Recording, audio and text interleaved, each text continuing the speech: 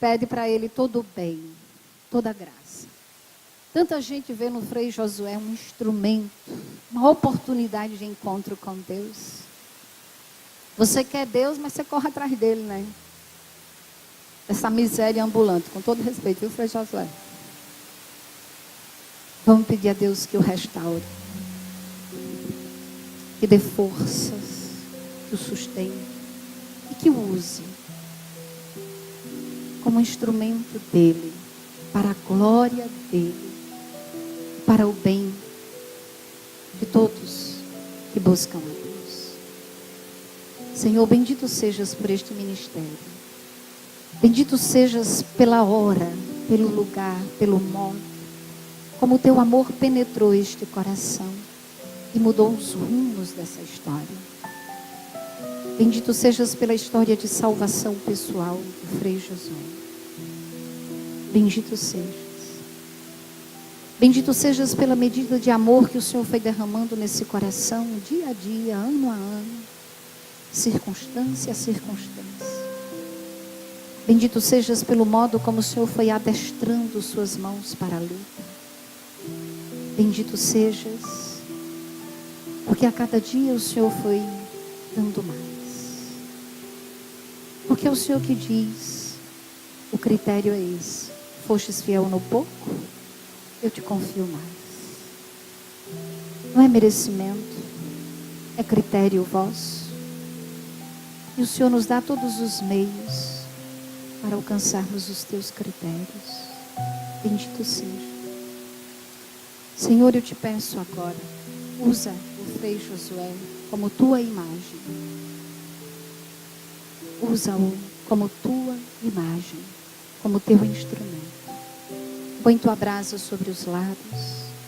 Põe teu discernimento. Teu discernimento.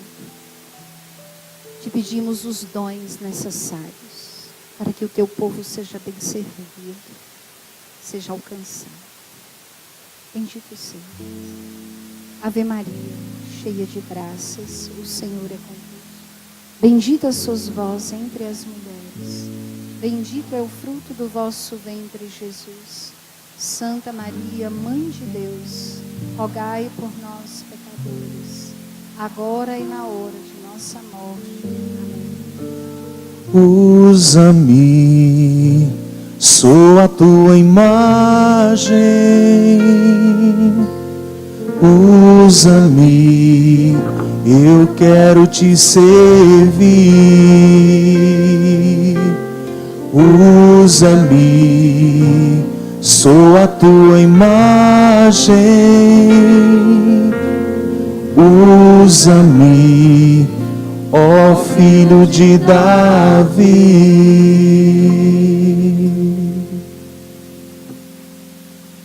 Pelo sinal da Santa Cruz, livrai-nos Deus, o nosso Senhor, dos nossos inimigos. Em nome do Pai, do Filho e do Espírito Santo. Coloque a mão sobre o seu coração. Feche os olhos e reze, não pedindo que venha de fora para dentro. Ele já está dentro de você. Mas que como uma fonte comece a brotar. Todo o coração fale com alguém que está dentro de você. Vinde, Espírito Santo. E acendei neles o fogo do vosso amor. Enviai o vosso Espírito, e tudo será criado, e renovareis a face da terra. Oremos.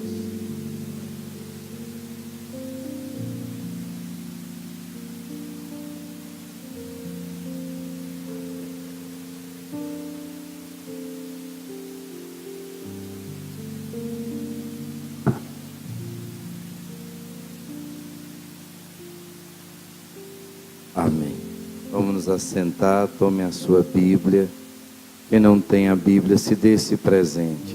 Compre uma Bíblia. Eu quero aconselhar vocês a voltarem a usar Ave Maria. É a Bíblia, a tradução que sempre mais a gente usa. Não recebo nenhuma comissão, nem sabem que eu existo na Ave Maria, mas É porque é a Bíblia que sempre nós usamos. Então, às vezes, outras têm uma linguagem mais fácil, mas nivelam muito a palavra de Deus por baixo.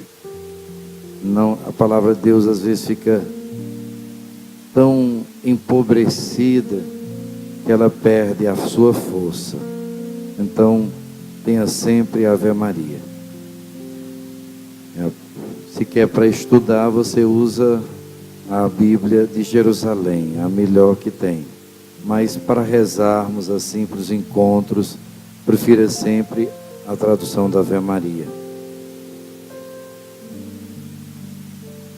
Meus irmãos, abram a palavra de Deus no livro do Gênesis, capítulo 11, a Torre de Babel. Essa primeira pregação do nosso retiro quer se referir ao tema desse nosso encontro, desse nosso retiro de 2019, que é justamente a questão da glória de Deus que enche a terra. Estamos vendo um mundo cada vez mais enlouquecido, ensandecido, por tantas mazelas, por tanta insegurança. Ontem partilhávamos e a impressão é que estamos entrando, parece, numa panela de pressão. Cada vez a pressão é maior, seja interior, não é? Seja exteriormente falando, e também o inimigo tentando destruir cada vez mais todas as nossas seguranças, as instituições que sempre nos regeram, sendo completamente desmoralizadas, a família sendo profundamente atacada, a igreja. Agora é um escândalo atrás do outro sobre a Igreja Católica, vocês viram?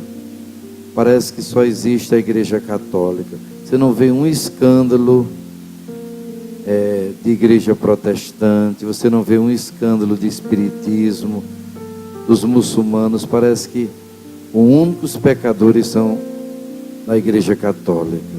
Porque todo esse ódio contra a Igreja Católica, claro, existem muitos pecados, existe. E Deus quer purificar a igreja, e nós temos a coragem do Papa Francisco de expor a igreja.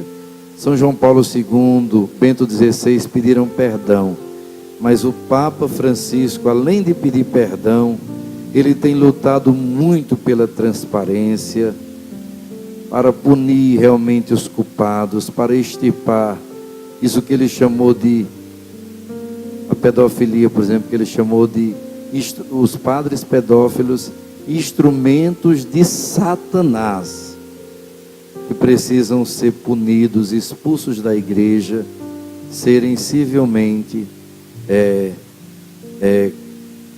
penalizados. Mas, para além de tudo isso, a gente vê que é uma orquestra, é uma coisa orquestrada. Não bem acaba um escândalo, eles já vão atrás de outro, para destruir a moral da igreja, para destruir a moral, porque eles querem que as pessoas pensem assim: como é que eu vou escutar um sacerdote se eles vivem às vezes pior do que eu? Vocês estão entendendo? É o trabalho dos instrumentos de Satanás para desmoralizar, sejam as famílias, seja a igreja, o judiciário, a política, como eles já conseguiram, né? Para que a gente viva praticamente uma anarquia. Em quem eu vou confiar? Em quem? É um espírito de confusão, de desmoronamento, para que você realmente se sinta sozinho. Você já pensou que é um adolescente não confiar em seus pais, não ter uma referência segura, chega na escola, é uma manipulação terrível, não é? Teologia de gênero, você faz o que você quiser, aquela confusão. Por outro lado, diante dessa confusão se levantam grupos que muitas vezes querem ser de extrema direita, extremamente conservadores ou tradicionalistas, mas não de uma forma sadia, pode ser de uma forma extremista. E agora a gente entende porque o Senhor diz para nós: não se desvie da minha lei, da minha palavra, nem para a direita, nem o vale tudo, nem ou é assim ou nada mais, nem a anarquia, nem a ditadura. Todos dois são extremos e não nos levam a nada. É permanecer na lei de Deus, respeitando essa lei de Deus, é voltar o nosso coração. Quem quer ter paz e segurança aqui? A única paz e segurança da nossa vida é estar na graça de Deus. Por isso, a primeira coisa que temos que fazer é voltar à bênção de Deus, é lembrar de onde nós caímos, é voltar para a glória de Deus que está em toda a terra, que apesar do pecado abundar por toda parte, acreditarmos que a misericórdia, que o amor, que essa glória de Deus, que hoje para nós tem um nome. O Antigo Testamento chamava-se Shekinah, a glória de Deus, a nuvem, a fumaça, como nos estava falando aqui nosso irmão Vavá. Mas para nós, desde que Jesus veio e enviou, essa glória de Deus tem um nome, é o Espírito Santo de Deus, que já está em nós, como está em toda a terra, e que renova a face da terra. Vamos dizer isso: enviai, Senhor, o vosso Espírito, e tudo será criado, e renovareis a face da terra. É o Espírito Santo de Deus, é a volta a deixar não só Ele estar em nós, mas Ele nos comandar. O Espírito Santo não é uma coisa que eu tenho, já tenho em mim, ou uma força, uma energia. Não, Ele é Deus, como Pai, como Espírito Santo. E Ele quer comandar a nossa vida, só que respeita o nosso livre-arbítrio, respeita-nos, mesmo podendo. Ele quer a nossa vontade, a nossa participação, a nossa entrega, a nossa fé, a nossa submissão. Por isso vamos aprender como aconteceu no passado, de uma forma errada, mas também vamos concluir como aconteceu no passado de uma forma certa, e o que Deus quer para nós. Olha, eu vejo chegar alguns sacerdotes, eu sinto que muitos de vocês precisam não de ouvir essa pregação, mas você precisa da glória de Deus. Então corra lá, faça uma boa confissão, aproveite. Nós estamos na véspera da quaresma, não é? Uma quaresma tem que ser muito bem vivida, e ela começa com uma boa confissão. Vá jogar fora essas mágoas, essas impurezas, tudo aquilo que está pesando na sua consciência. Vá lá, não se justifique, confesse o seu pecado, se arrependa, receba a absolvição e a penitência que o sacerdote vai lhe dar, e tenha certeza que você experimentará assim, de uma forma muito mais segura, a glória de Deus. Está lá na igreja do Rosário, né, Alessandra? Lá na igreja do Rosário. Vá lá, depois você vem ouvir a palavra. Mas alguns aqui precisam se confessar, porque há muito tempo você não se confessa. E os pecados que não forem perdoados, eles estão aí impedindo que essa glória de Deus se manifeste. Porque onde há treva não tem luz, onde há pecado não há Deus. O pecado é a treva, o pecado é a força do diabo, é a força do maligno em nossa vida. O arrependimento é a porta que eu abro a Jesus, e Ele me perdoa, me santifica e derrama sobre mim essa glória que é o seu Espírito Santo. Não nos esqueçamos, a forma ordinária, a forma mais segura e clara que Deus tem de agir com a sua glória em nossa vida, começa com uma boa confissão. Você, principalmente, que tem muita vergonha de se confessar com o sacerdote, você é o que mais precisa. E a sua cura, e a graça de Deus na sua vida, o milagre, vai acontecer a partir de uma verdadeira confissão. As maiores graças que eu já, nesses anos todos de sacerdote, de ministério da palavra de Deus, de evangelização que eu vi, foi excelentes confissões. Vá derramar sua alma diante do sacerdote. Não só contar os seus problemas, os seus dramas, mas os seus pecados. Os seus pecados. Vou só dizer uma coisinha: se você soubesse o que é um domingo, que você pode ir à Santa Missa e você não foi. Se você soubesse como isso lhe faz mal, como isso é um pecado que pode ser até mortal, isso está impedindo a graça de Deus. Ou se confessar, ou comungar sem a confissão, ou esse ódio que está todo no seu coração, mesmo que você tenha razão de muita coisa, mas um erro não justifica outro. Vá se arrepender, vá se confessar. Ou um adultério. Se você soubesse o que é o adultério, você que empenhou sua palavra diante de Deus, diante do altar de Deus, dizendo que seria fiel na alegria e na tristeza, ninguém lhe pediu isso. A Bíblia diz: não faça votos, não faça promessas a Deus, mas se você fizer, você tem que cumprir. E um dos maiores votos que vocês casados fizeram foi do matrimônio. O adultério é um pecado tão grave que Jesus disse que se um homem olhar para uma mulher e desejá-la no seu coração, ele já cometeu o adultério com ela, mesmo que não tenha nem tocado fisicamente nela. Vocês vejam, isso é a palavra de Jesus Cristo, está lá em Mateus, no Sermão da Montanha. Por isso eu estou dizendo isso, não para gerar sentimento de culpa em vocês, pelo contrário, para gerar em vocês a força de vocês irem se libertar disso. Pecado, quando é perdoado, você pode receber a glória de Deus.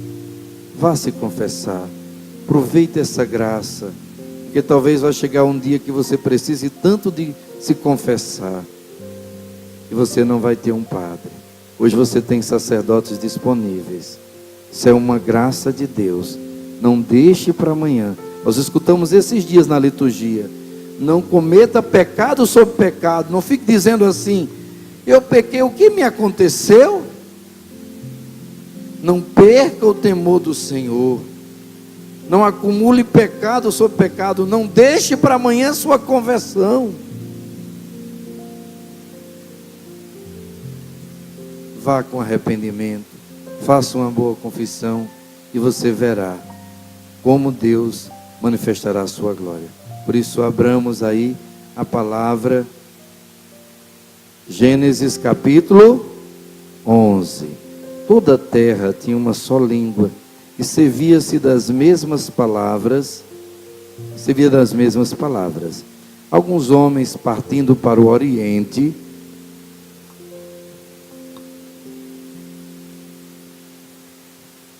encontraram na terra de Senear uma planície onde se estabeleceram, e disseram uns aos outros: vamos, façamos tijolos e cozamo-los no fogo.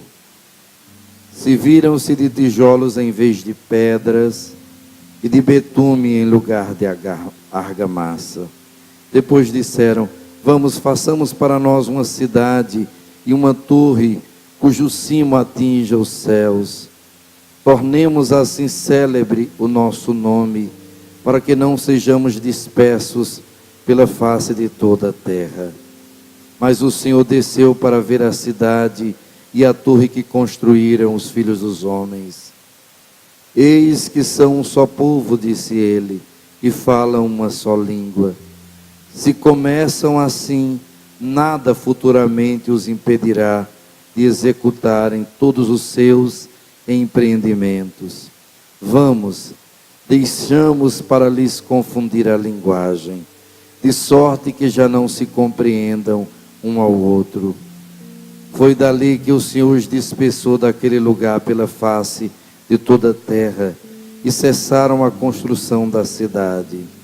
Por isso deram-lhe o nome de Babel, porque ali o Senhor confundiu a linguagem de todos os habitantes da terra, e dali os dispersou sobre a face de toda a terra.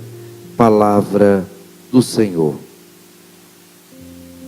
Meus queridos, eu queria tanto poder fazer uma explanação para perceber como a humanidade chegou até aqui, mas não tenho tempo. Vou resumir muito brevemente. Deus criou os céus e a terra, diz o livro do Gênesis no capítulo 1.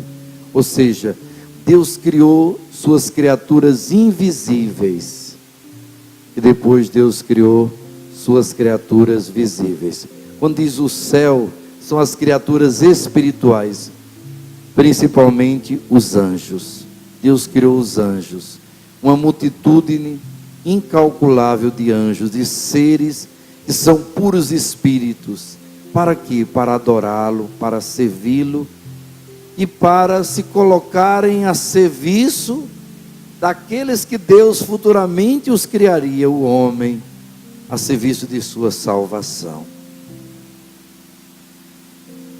Mas Deus criou esses anjos com livre-arbítrio. Uma planta, ela só pode ser o que ela foi criada. Uma bananeira sempre será uma bananeira. Mas os anjos e os homens depois, criados por Deus, não são assim. Deus deu um dom que Ele não deu aos minerais, aos vegetais e aos animais irracionais. Ele só deu aos anjos e aos homens o livre-arbítrio, a capacidade de escolherem entre o bem e o mal. Deus quis criar filho. Quem é pai e mãe aqui, levante a mão. Quem ama os seus filhos a ponto de poder, às vezes, preferir você sofrer do que seus filhos sofrerem, continue com a mão levantada. Você, então, pode baixar a mão. Você, então, é uma pequena imagem, deve ser uma grande imagem do amor de Deus para os seus filhos. Para os seus filhos, você é a imagem daquele que é a fonte de toda a paternidade deste mundo. Por quê? Porque Deus, quando nos criou e aos anjos, Ele não nos obrigou, como em certo sentido obrigou o mineral a ser o que ele é, do começo até o fim de sua existência, ou um vegetal ou um animal. Uma zebra não pode se tornar um jumento. Mas hoje, um homem quer se tornar uma mulher, uma pessoa criada tão boa pode se tornar uma pessoa tão má. Assim também foi com os anjos.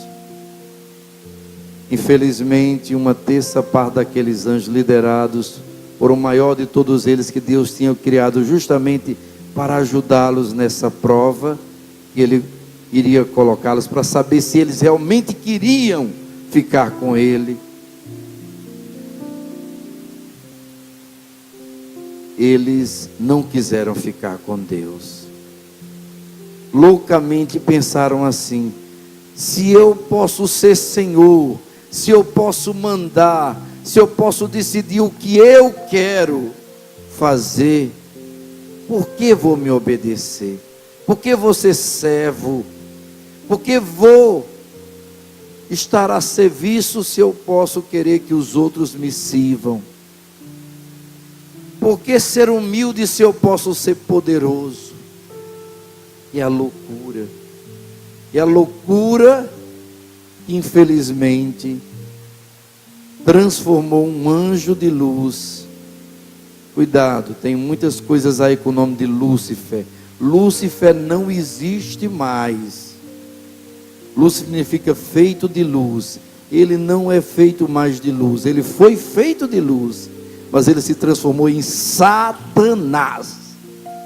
Quando você vê uma série, qualquer coisa com o nome de Lúcifer, leia Satanás, o demônio. Lúcifer não existe. Lúcifer foi criado por Deus como um anjo de luz, mas por si só ele se tornou um demônio, um inimigo de Deus, um ser terrível, um ser louco, que o único prazer dele é nos ver perdido como ele está perdido para sempre.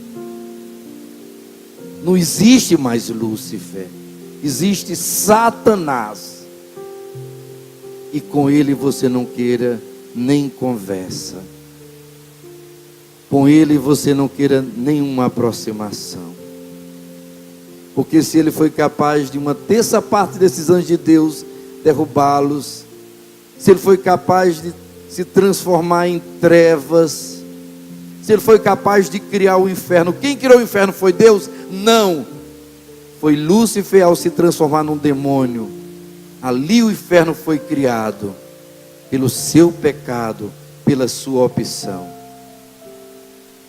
Quem pode condenar-nos ao inferno é Deus, de forma nenhuma. Levante a mão quem pode criar o seu próprio inferno. Levante a mão. É você, querendo ou não. Quem vai para o inferno sou eu e você, pelas nossas escolhas erradas. Não Deus que nos condena ao inferno. Vocês estão entendendo? Deus criou tudo que Deus criou bom. A glória de Deus pairava sobre o caos, e aquela glória, aquele Espírito Santo de Deus foi dando vida e ordem em tudo, através de milhões de anos, mas ali tudo criado pelo dedo de Deus. Tudo começou do nada, da criação de Deus, e Deus foi fazendo com que tudo tivesse sua vida, seu papel, sua ordem. Mas os anjos caíram, e não podendo agora atacar diretamente a Deus, quer atacar a obra-prima de Deus, quer atacar aquela criatura aqui na terra, criada à imagem e semelhança de Deus, que pode trazer essa glória, que pode trazer essa presença de Deus, que pode santificar esse mundo. Então, o demônio vai e tenta nossos primeiros pais. Eu acho demais forte aquela cena na brisa da tarde, onde Deus vai procurar o homem e não o encontra, e ele grita: Adão, onde estás? Ele sabe onde Adão está, mas ele, respeitando a liberdade, não constrange. Você está se escondendo de mim, você é isso. Deus não acusa, quem acusa é o demônio. Deus chama, Deus nunca impõe, Deus propõe, Deus chama, Deus cativa. Onde estás? Ouvi os seus passos e tive medo, me escondi porque estava nu. Quem disse que você estava nu? A mulher que o Senhor colocou ao meu lado me deu do fruto da árvore que o Senhor proibiu, e eu comi.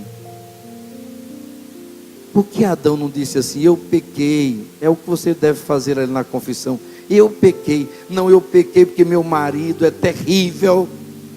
Eu pequei porque meus filhos estão dando muito trabalho. Eu pequei porque minha esposa não me serve mais. É uma pessoa que não quer nem ter vida íntima comigo, porque ela é muito nervosa por isso, por aquilo. Não assume a sua culpa. A culpa é do outro. Eu pequei porque fui lá me confessar, o padre me distratou, saí da igreja, fui atrás de outra religião, porque rezei, o Senhor não me atendeu. Nunca a culpa é sua, a culpa é do outro, a culpa é de Deus. Essa cegueira, esse orgulho que tira a glória de Deus, que tira a presença de Deus de nossa vida. mulher, por que fizeste isso? A serpente me enganou e eu comi. Também igualmente, não reconhece o seu erro, a sua culpa. Se eles tivessem pedido perdão, Deus teria perdoado, sim. Claro, com as consequências do pecado. Mas Deus só queria o arrependimento verdadeiro e sincero. Mas a misericórdia, essa bondade de Deus é tão grande, que Deus não desiste ali do seu povo. E Deus começa então um caminho de salvação. Diz então para a serpente, para o diabo: porei inimizade entre ti e a mulher, entre a tua descendência e a dela. Você vai tentar morder-lhe o calcanhar, mas ela vai lhe esmagar a cabeça. Nesse primeiro anúncio da salvação, Deus já estava colocando uma inimizade. Deus é amor, Deus é amor, Deus, Jesus, acabamos de fazer uma oração linda, abençoando os nossos inimigos. Jesus disse: orai pelos vossos inimigos. Se vocês não perdoarem os vossos inimigos, o vosso Pai não perdoará. Mas esse Deus que amou, Ele colocou uma única inimizade. E o texto original diz não inimizade, mas inimizades. Existe uma inimizade colocada pelo próprio Deus entre o demônio e a mulher. E aqui vocês estão vendo a importância de Nossa Senhora na nossa salvação. Quem ama muito Nossa Senhora, que levante a mão. Se você não ama, você faz muito mal. Se você ama, continue a amar cada vez mais. Não tenha medo, ela nunca te tirará de Jesus. Pelo contrário, ela te tirará do demônio. Quem tem ódio aqui do demônio, quer ver longe de você, levante a mão. Se apegue a Nossa Senhora. Mas alguém pode dizer assim: eu já tenho a Jesus, porque Maria? Porque para a pessoa orgulhosa, quando ela é vencida por uma pessoa que ela sente que é inferior a ela, aí é que ela estribucha. Já viu uma pessoa orgulhosa? Ela quer ser sempre vencida por uma pessoa maior que ela, mais importante, porque diz assim: você me venceu porque você pode mais do que eu. Agora eu quero que você crie uma pessoa igual a mim ou inferior para me vencer. Deus humilha Satanás, justamente usando Nossa Senhora, a mais humilde de todas as suas criaturas, para vencer Satanás.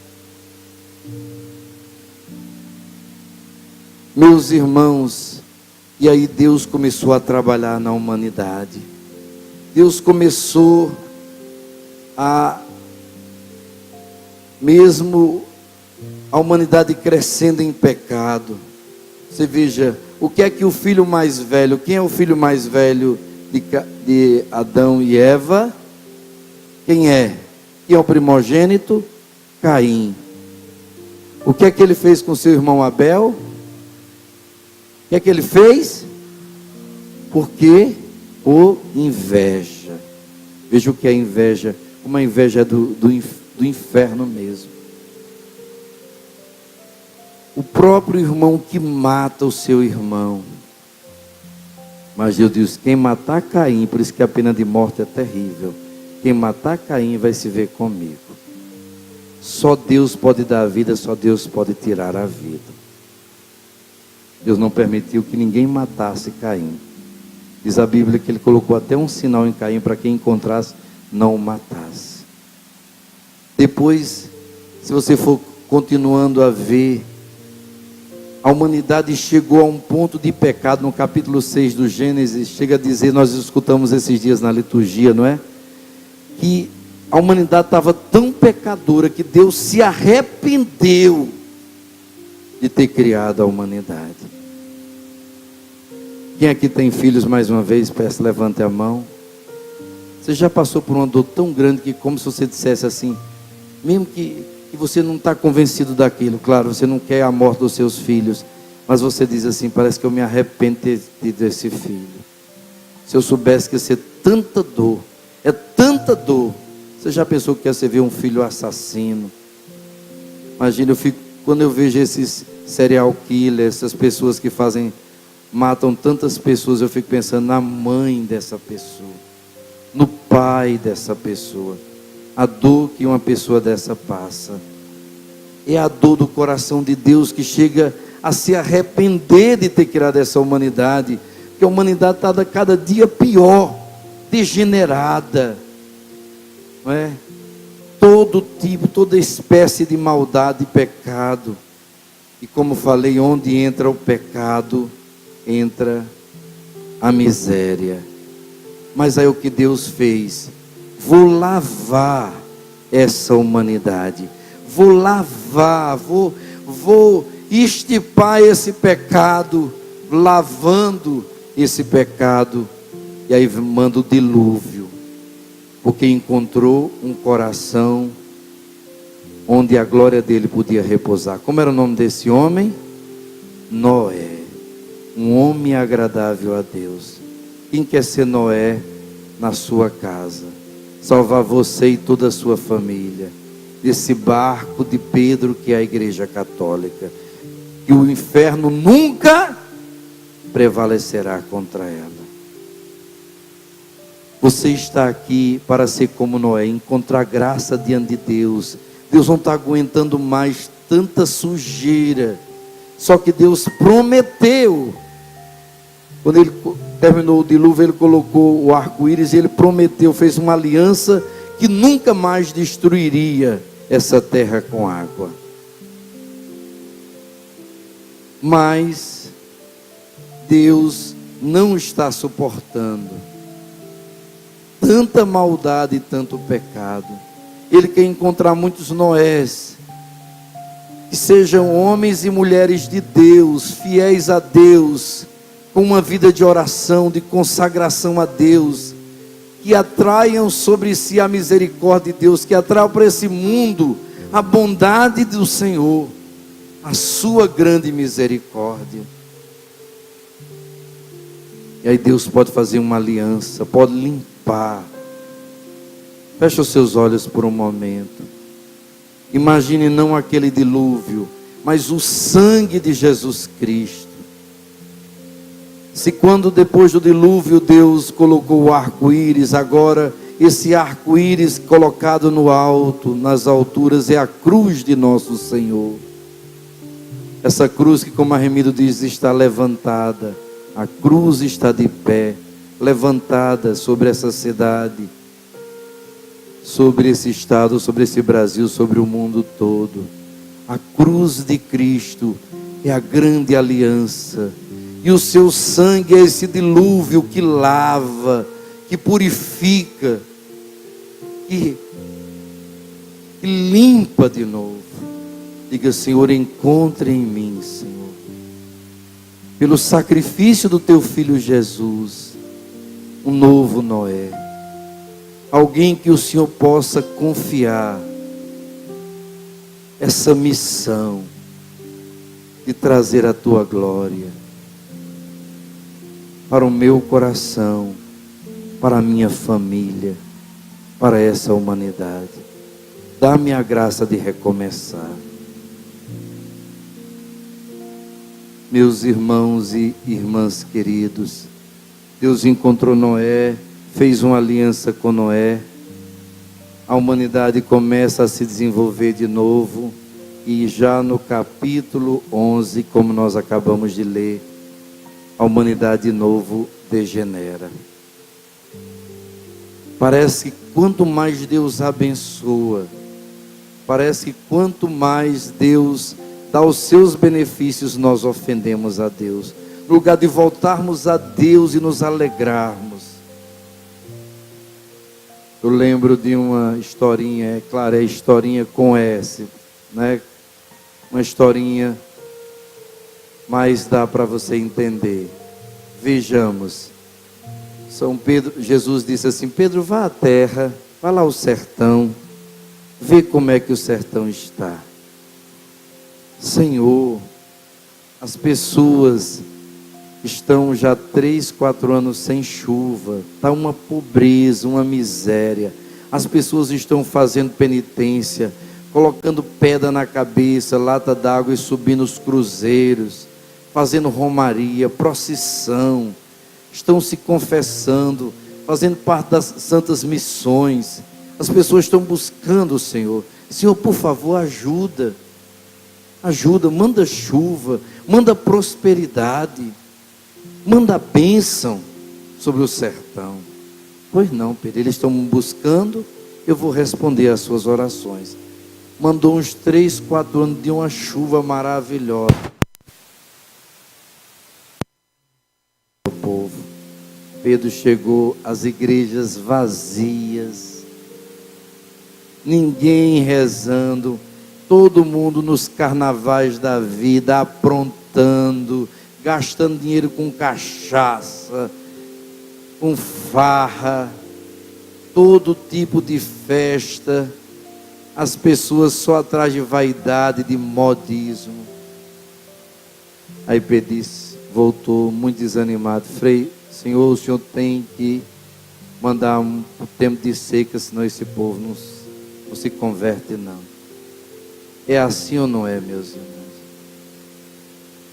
Muitos de nós está aqui, a gente sabe, e eu digo isso não é para humilhar ninguém, graças a Deus que você veio, mas muitos de vocês, se não estivesse passando por esse drama que você está passando, você não estaria nunca aqui.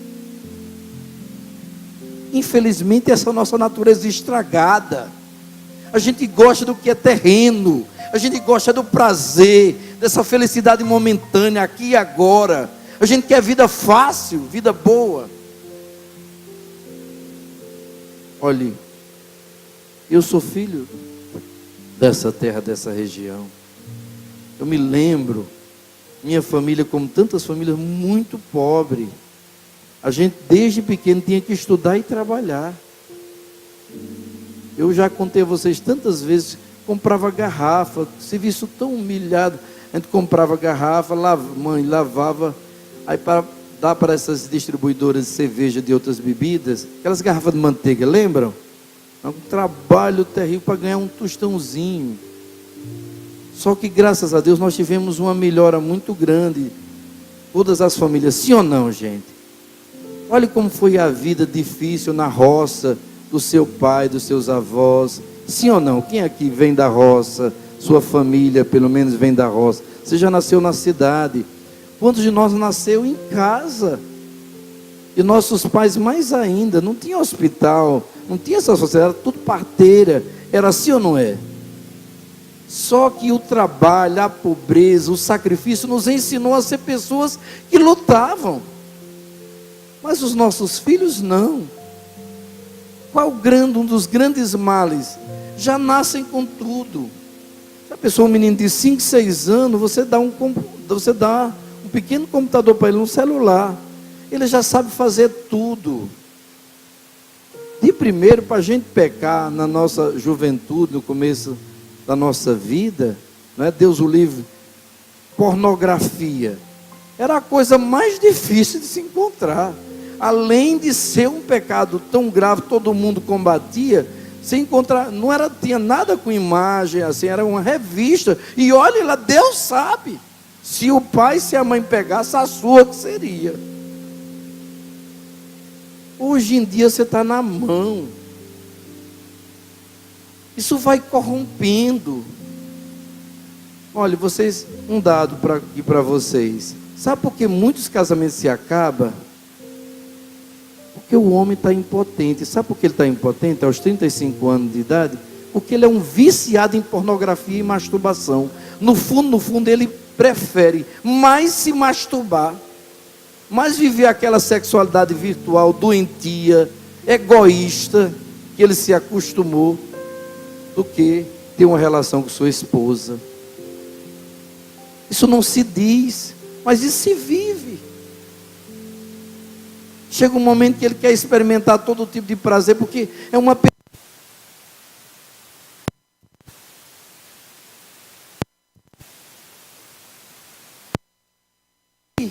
Não trabalharam, não tiveram que se esforçar para nada, receberam tudo de graça. Quanta alegria a gente tinha de receber um presentinho. Olhe lá que presente era no Natal, no Dia das Crianças. Comemorar um aniversário. Mas hoje, você chega no quarto de uma criança, tem tanto boneco, e às vezes até umas coisas monstruosas, que eu não sei como é que dá com uma criança. Umas coisas monstruosas. De primeiro dava, era coisa terrível também, dava um revólver, né? Mas pelo menos a criatura virava homem, era mais fácil de consertar. Hoje é uma coisa tão andrógena, tão não sei o quê, o que é que aquela criança vai ser? Não tem modelo nenhum, não tem referência nenhuma, é só confusão. Pessoas preguiçosas, que não querem estudar, não querem trabalhar. É uma geração perdida, porque não passou por dificuldade. É uma glória repentina, é uma glória humana e não a glória de Deus. E a glória de Deus, ela só vem por um grande esforço de arrependimento, de busca verdadeira de Deus, de busca de salvação. Meus irmãos, eu queria chamar a atenção para vocês sobre uma outra coisa. Eu nem vou falar.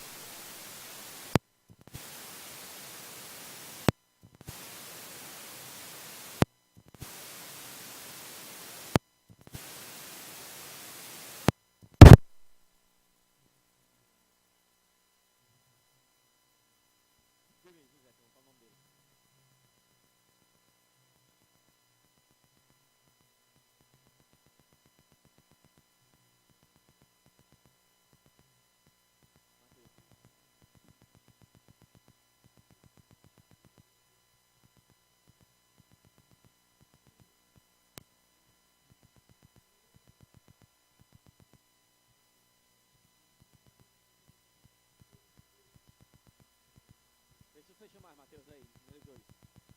Ah, já vai sair. Tá bom, deixa assim mesmo, Mateus.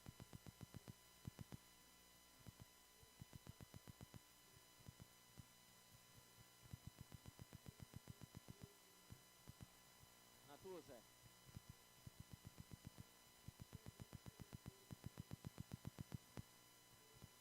Olha a imagem, Nossa Senhora, do teu lado, Zé.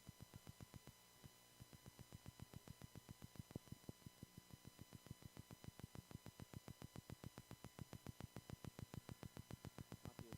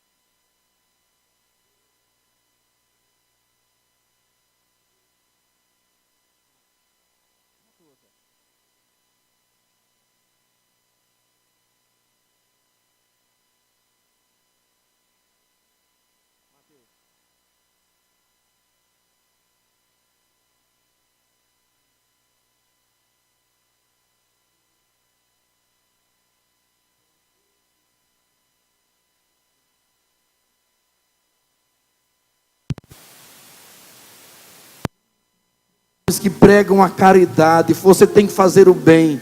Mas sabe por que elas pregam a caridade? Porque elas acham que você viveu outras vidas e você tem muitos pecados, você tem um karma. E quando você morrer, você também vai levar os pecados dessa vida. Para que você seja perdoado e reencarne como espírito de luz ou mais perto de Deus, o que é que você tem que fazer? Não clamar o sangue de Jesus, não ter Jesus como seu Salvador, mas pelos seus atos de caridade você está comprando a sua salvação. Fazendo bem, você mesmo é o seu Salvador. Jesus é apenas mais um, como Buda, como Maomé, como os grandes homens que vieram nessa terra. Jesus não é o único Senhor e Salvador. Jesus não é para essas pessoas, muito menos o Filho de Deus. Mas Jesus é apenas mais um. É o homem querendo construir uma religião que os leve para Deus, não recebendo de Deus essa Shekinah que é o Espírito Santo, não recebendo como tivemos em Pentecostes, não o homem que tenta subir até Deus, mas Deus que desce ao homem, com a sua força, com a sua graça, com os seus dons, com a sua misericórdia, que o salva. Por isso eu convido a todos vocês, no meio dessa multidão dessa humanidade cada vez mais quer construir suas torres, suas babéus, e por isso cada vez mais essa confusão, um espírito de confusão, como aconteceu ali. As pessoas primeiro falavam uma só língua, depois elas começam a falar cada uma língua. Vocês vão ver. Próximo ano é ano de política. Vocês conhecem bem a política de Pombal. Vão ver que pessoas que hoje são unha e carne e cutícula, como é que eles vão estar daqui a um ano? É mentira, gente? Porque é o espírito de Babel, da confusão. Porque é uma ideia que nasce da terra e querem o poder, uma glória aqui nesse mundo, coitados. Porque não abrem o coração e experimentam essa glória que vem do céu, que vem de Deus, que leva para Deus. Eu sei que eu falei tantos assuntos, não é? Mas eu queria que você guardasse isso. Nós não podemos ir a Deus, nós não podemos vencer tantos pecados em nós por nós mesmos. Por isso que é uma loucura esses livros de autoajuda. Você chega numa livraria, você não aguenta mais. Só aquele livro de autoajuda, você é maravilhoso, você é isso, pensamento positivo, não sei o que, 10 regras para você ser feliz, bem sucedido no seu casamento, casamento blindado. Tudo isso é humano. Diga para o seu irmão, é balela, é palavra de homem que pode ajudar num momentinho, mas não tem força de salvação. É da terra e na terra ficará, e você vai ser sempre enganado. Você investe sua vida em todas essas coisas. Eu me lembro, algum tempo atrás, Tim Maia, lembra de Tim Maia? Lembram daquele cantor Tim Maia? Ele inventou de passar aquele pensamento racional. Aí ele fez um bocado de música, achou que tinha encontrado agora a verdade. Depois saiu dizendo: que furada eu entrei, quase que destruía minha carreira. Coisas humanas, gnose. O homem querendo ser o seu próprio Deus, seu Salvador, escolhendo o seu caminho. Isso aqui é carne, isso aqui é miséria. Você sozinho não pode nada. Foi Jesus que disse: sem mim vocês não podem nada. Tenhamos cuidado com esse pensamento de querermos construir nossa vida sem Deus, nossa família sem Deus, nossos sonhos sem Deus, um casamento sem Deus. Eu sei que não tem a bênção de Deus, mas eu quero experimentar isso, eu quero viver isso, eu preciso viver. Sai daí, isso só vai dar confusão. O final de tudo isso é uma tragédia. Quantos casais, vamos apimentar a nossa relação. Eu não aguento mais, está muito fria. Aí coloca aquele veneno de Satanás. Sabe qual é um dos piores venenos de Satanás? A impureza. Imagine o que é que acontece num filme pornográfico daquele. Aí você quer fazer da sua esposa, desculpe meu irmão, como se fosse uma prostituta. Me perdoe as crianças, a senhora, de todo o coração. Mas essa boca que recebe Jesus Cristo, você querer fazer determinadas coisas, tenha misericórdia. Será que isso vai causar um prazer verdadeiro? Ou é um prazer extremamente egoísta, momentâneo, venéreo, animal? Onde é que você foi aprender essas coisas? Volta para Deus, se arrepende de tudo isso. Volta para Deus. Começa a sentir prazer. Eu acompanho vários casais que se casam. Antes, como jovens, aconteciam, tinham uma vida sexual terrível, né? Tinham muitas relações, crianças, desde 12, 13 anos. Aí começa um caminho de namoro na comunidade, um namoro casto. Muitos não chegam nem a se beijar na boca. Sabe por quê? Porque ele diz: se eu beijar na boca, eu vou lembrar de tudo aquilo que eu já fiz no passado. E aquele passado já está crucificado com Jesus. Eu não quero mais voltar a essa lama. Agora eu quero amar e preparar a minha esposa para ser uma mulher santa, para ser a mãe dos meus filhos. Eu quero preparar o meu esposo para ser um homem honesto, um homem fiel, um homem que me ame e me respeite. Eu não quero o prazer de um momento, eu não quero a euforia de uma noite. Eu quero uma vida inteira, eu quero uma história, eu quero uma família. Eu não quero mais aventura, eu quero a glória de Deus, não a glória enganosa e mentirosa desse mundo. E eles começam, vivem, às vezes passa 2, 3 anos namorando, ali em castidade, em diálogo, em oração, se preparando.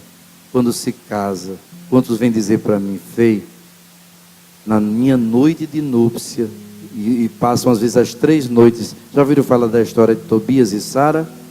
As 3 noites que eles passam, eles fazem as 3 noites, justamente em reparação de toda a sexualidade errada que eles passaram na vida deles. Eles fazem as 3 noites de reparação.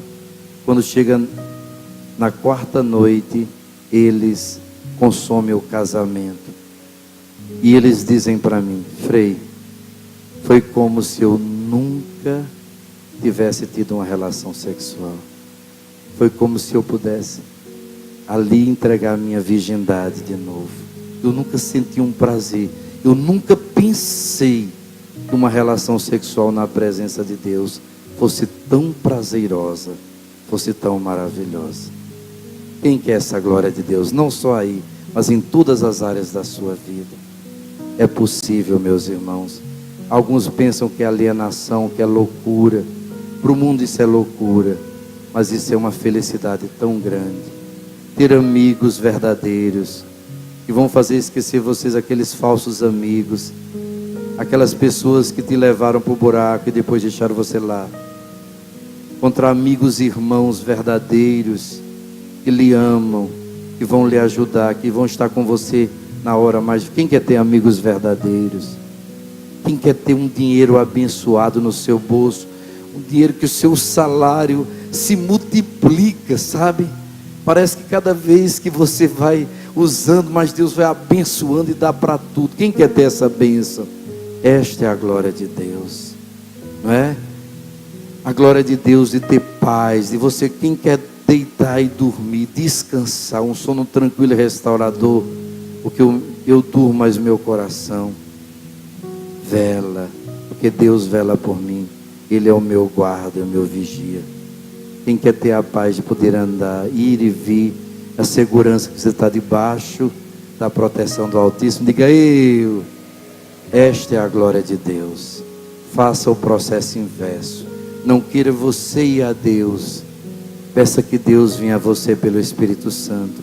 Queira ter nesse retiro uma verdadeira experiência da glória de Deus.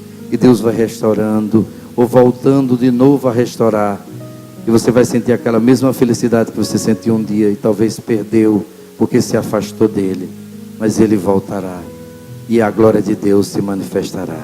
Louvado seja nosso Senhor Jesus Cristo. É sempre seja louvado. Desce do céu sobre nós, Shekinah, Espírito Santo. Desce do céu sobre este lugar. Ó terra, tremei a glória do Rei.